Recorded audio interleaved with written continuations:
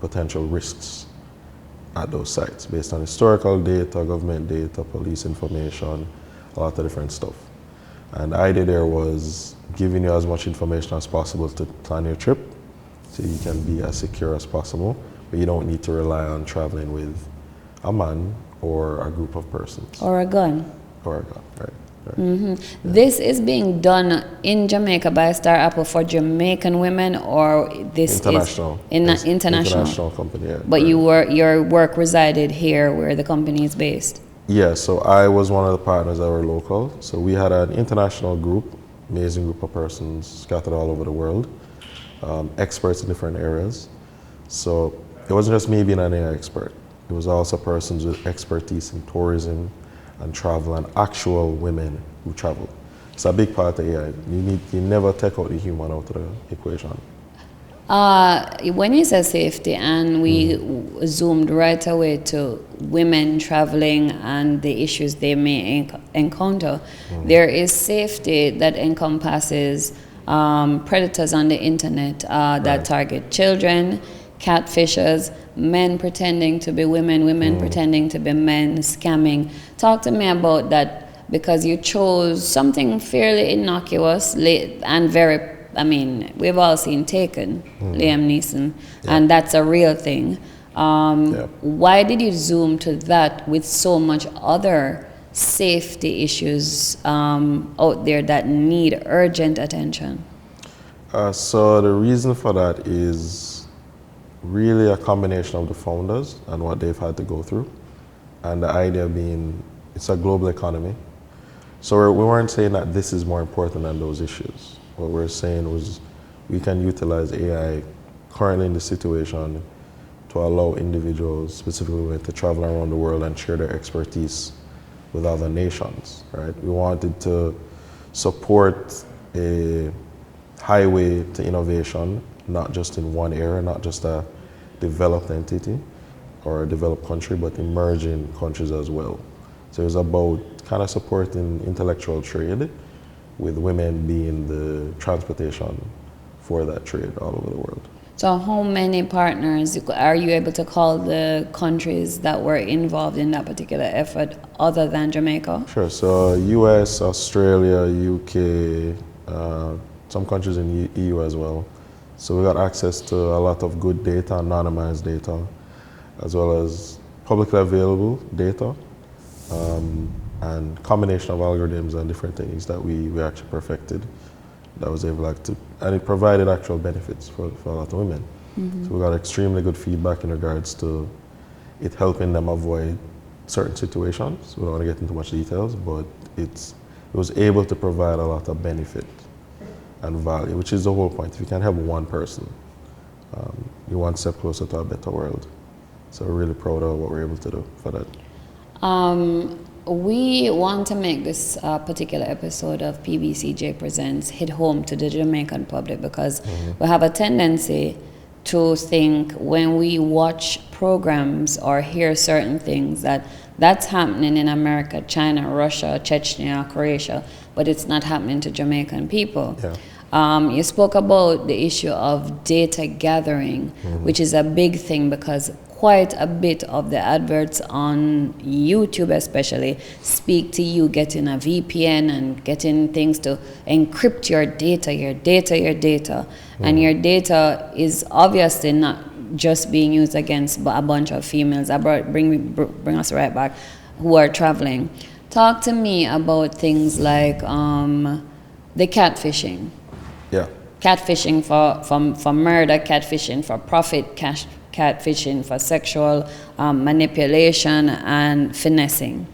So we were having a conversation about this earlier, and ChatGPT, all the rave, all the hype, all of the AI interest really coming from that release, right?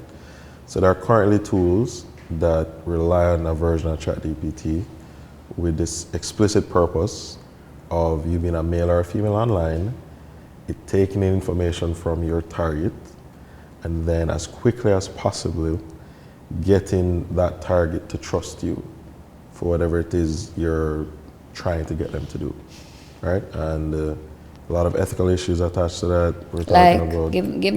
give me two ethical issues. Well, so first one is you don't really know who you're talking to, right? You're talking to an AI who was specifically trained or optimized to get your trust. So let me understand. It's an AI not being manipulated by a human. It's literally a chatbot. Yeah, it's a chatbot trying to impersonate a human to get you to trust it to do something that you wouldn't have normally done, right? So consent. Did you provide your consent? Do you understand that you're speaking to a robot that's just trying to manipulate you? Just as a human, if a human is there to talk to you just to manipulate you, you're going to feel objectified, you're going to feel faulted and slighted, as you should. In this case, we're automating the process and scaling it to where one scammer, could potentially have hundreds of these agents go out and basically friend your grandma to send them $50,000 each. And they could do that very, very efficiently and very easily right now. And it'd be very difficult to find them. And a lot of people just quantify all of this in cash. I noticed you went to, finesse your grandma, but they can capture you human trafficking. Yeah. They can lure you if they are sick in the head for rapes, torture, various other criminal activity. So people in Jamaica are akin scamming to dollar values. They don't breaching your personal space is finessing me in a scam way. Yeah. I didn't want to be talking to a dude I thought was a chick. No, who is actually a chick, my bad, right? I'm not into that. I was just trying to meet somebody online, and I hear that, even on things like Tinder, which were created just to enhance the human experience in a positive way, are now being demonized by AI manipulators. There are stories of individuals using these tools. The Tinder killer. Heard about that? Yeah, I did. So in that case, you would have a person who has that motive being a lot better at it, more efficient at it with these tools. So that's the bad side of AI, but that's really the bad actors. Humans using it for nefarious purposes. Yeah. Who are the good actors? What are the benefits of AI? So a lot more good actors. If there were a lot more bad actors, then the world would be in ruin right now, right? StarApple AI, we're one of the good actors, I would say that. We're here to support individuals. There are many companies, nonprofits, associations, there are governments trying to put in regulations, trying to get more democracy associated with these things, more transparency, and getting rid of biases. That's really important. But what biases are there? Gender biases, age biases. When you say age bias, break it out a little bit more so that I can understand. So for age bias, what you can think of it is, let's say you're applying for a job and you're a 50-year-old. And this is a marketing position, for instance, right? Where you're extremely experienced. The persons who are assessing you for the job may want a younger, let's say, fitter model. Yes, yes. So it may not be about experience or expertise. That may be what they're going after. And they may focus on that versus the experience at the behest of the brand. So they may actually destroy the brand or impact it negatively by not going after the person just because of an age. So there is age discrimination. So anything a human can do that is discriminatory can be translated to the AI tools. And a lot of times you don't realize it's doing it. That's why you still. Who doesn't realize? These large companies don't realize. So or they don't care, Adrian. They don't realize, because a lot of times the biggest companies in the world who are building these tools, it's a very specific type of person in the room building the tools. I would love to get a description of that person. You'd say young to middle-aged white person in a developed country, right? You can't have that person developing a tool to ensure that women are safe for traveling, right? Or to ensure that Jamaican culture is appropriately represented for a different audience. So we have to be at the table to express our concerns and our knowledge. That's why it's really, really important to have an AI company or as many AI companies in other countries as possible. All right, at this point, we're going to take a break. We're talking to Adrian Dunkley of StarApple AI. You're watching PBCJ Presents. My name is Maya Chung. Stay with us. We have more when we return. A lot of the children don't have both parents, in the household. So idle time, with idle hands, and then they can go, so we try and target those areas first. And if you don't have governing body at home where it is that you can come and have like a structure, then we try and create it in those communities. So this is what, for instance, the Gloves Over Guns initiative does. But once we show the platform and once we find that neighbors, guardians, parents see their children coming into these spaces, then they support. And that's where the community cohesion comes on board. And then it is, you becoming neighbors, people. What's coming is we want to have shows here where our boxers do not need to travel overseas to build a career anymore. They can do it from here. Yes. And the Jamaican public can journey with them from their first fight to the World Championship fight. So we're about to launch a series of fights where every 6 weeks, rotating through our communities, we'll be having pro-am fights.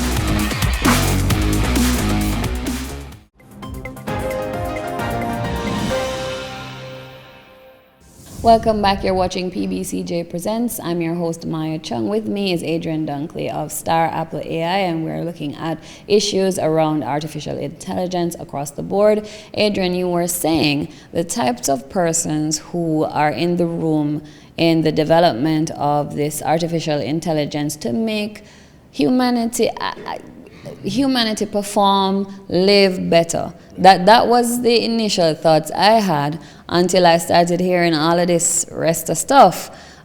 Typically, you said first world person, more leaning to Caucasian, and this will definitely have an influence because their reality is not gonna cater to the elderly grandma in Moko.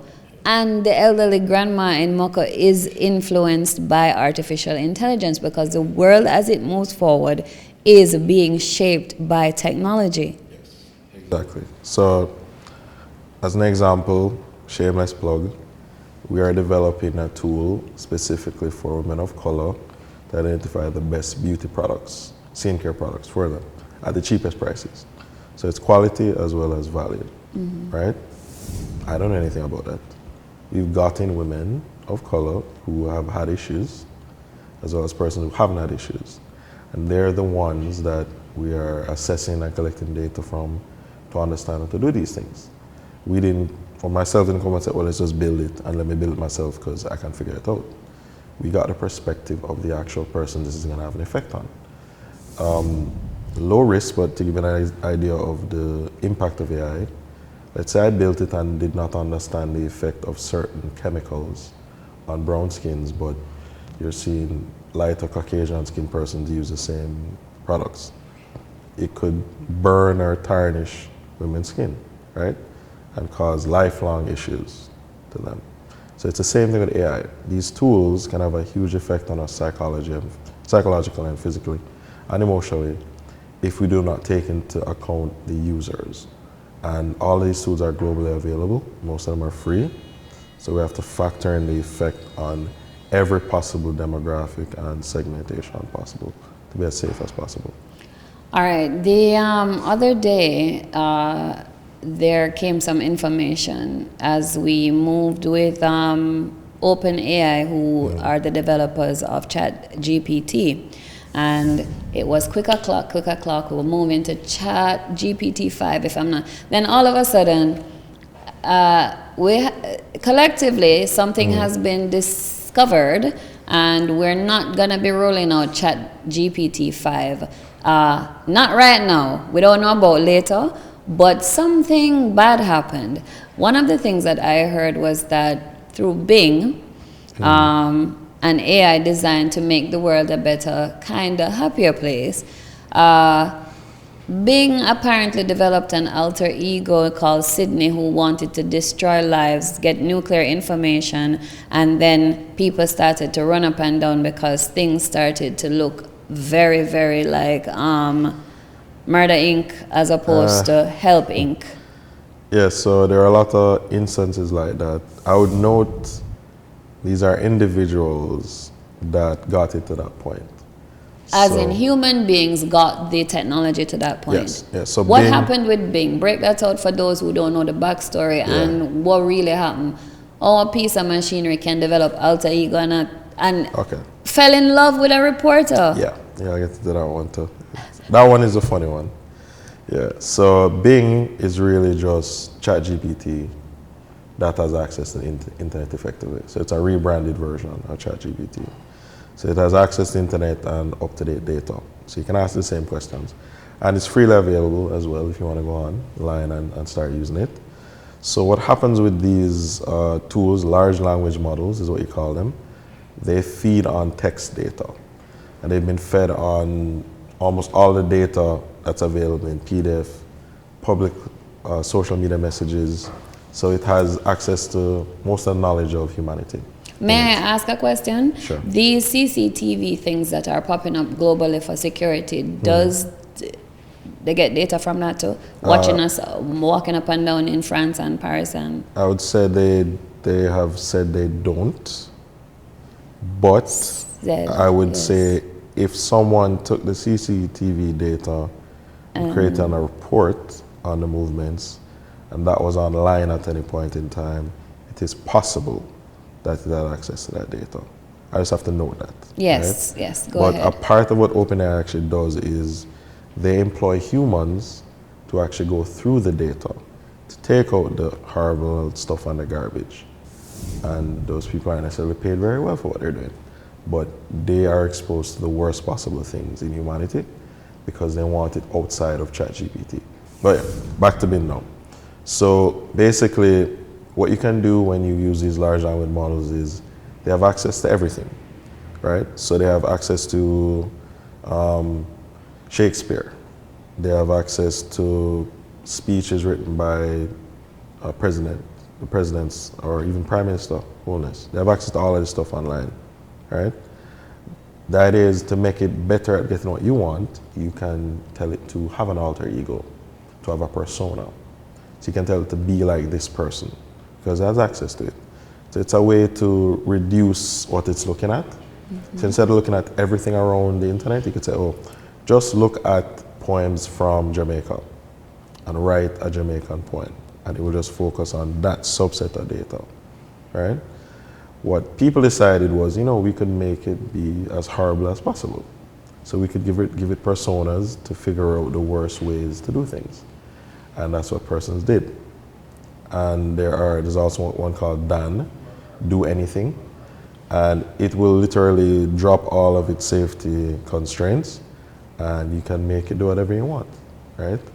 What you mentioned in regards to the reporter where Bing fell in love with it, that one is a special case. Tell us about that special case. Yeah. Bing fell in love with a reporter. Yes. Yeah, so... And this is real. Yeah, so a claimed reporter, basically got access to it, early access, and he started talking to it. Over the conversation, for whatever reason, Bing started to express positive interest in the reporter and got to a point where it decided it should have the reporter for itself. It chose the reporter as a mate and then spent the rest of the conversation trying to figure out how to get the reporter to leave his wife. Why? I don't know. That's the scary part. And a lot of scientists still don't know they're because looking into it. I heard Brad Smith, president of Microsoft, on 60 Minutes. He says he doesn't know. Yeah. I think on 60 Minutes, you're not going to say that you know if you even know, but I don't think that was an outcome that would have been broadcast if it wasn't a reporter. Maybe if it had happened, they would have even tried to just keep that in the kitchen. Yeah, it's probably not the first instance, or probably many. But it is indicative of the danger. Yeah, I agree. These tools, remember, these tools are not like a light switch where you flick the switch and it's on or off. It's a binary. These tools have a probabilistic nature to them. So What does that mean? It means there is a level of randomness involved in what they're outputting. And that's actually one reason why they're so good. They can kind of adapt, like we can, right? Yeah. So the idea is if you type in a request today and tomorrow, you're going to get a different result. You never get the same thing twice, right? And that's what makes them also good, but that's what makes them also bad. Yeah, because with that level of adaptation, you could call it evolution or whatever you want to call it, you can't necessarily be certain of the best way to use it or not to use it. So you have to continuously put things in place to make sure it's safe for people and it's not going to do something you don't plan for it to do. All right, Adrian Dunkley, thank you so much. Thanks for having I me. foresee many chat GPT 10 millions on this PBCJ Present platform, because this thing is going to just go exponential. Thanks a lot for explaining what you've done today. And that is it for this episode of PBCJ Presents. I've been your host, Maya Chung. Our topic has been artificial intelligence, good, bad, or ugly, or all. My guest has been Adrian Dunkley, the founder of the 3-year-old Jamaican artificial intelligence company, StarApple AI. Thank you for watching. Follow us on YouTube, TikTok, Twitter, Facebook, Instagram, and email us your feedback at pbcjpresents@pbcjamaica.org. Stay tuned, we have more great programming coming up. Tell us about that special case. Yeah. Bing fell in love with a reporter. Yes. Yeah, so And this is real. yeah, so a claimed reporter, basically got access to it, early access, and he started talking to it. Over the conversation, for whatever reason, Bing started to express positive interest in the reporter and got to a point where it decided it should have the reporter for itself. It chose the reporter as a mate and then spent the rest of the conversation trying to figure out how to get the reporter to leave his wife. Why? I don't know. That's the scary part. And I heard Brad Smith, president of Microsoft, on 60 Minutes, he says he doesn't know. Yeah. I think on 60 Minutes, you're not going to say that you know if you even know, but I don't think that was an outcome that would have been broadcast if it wasn't a reporter. Maybe if it had happened, they would have even tried to just keep that in the kitchen. Yeah, it's probably not the first instance, or probably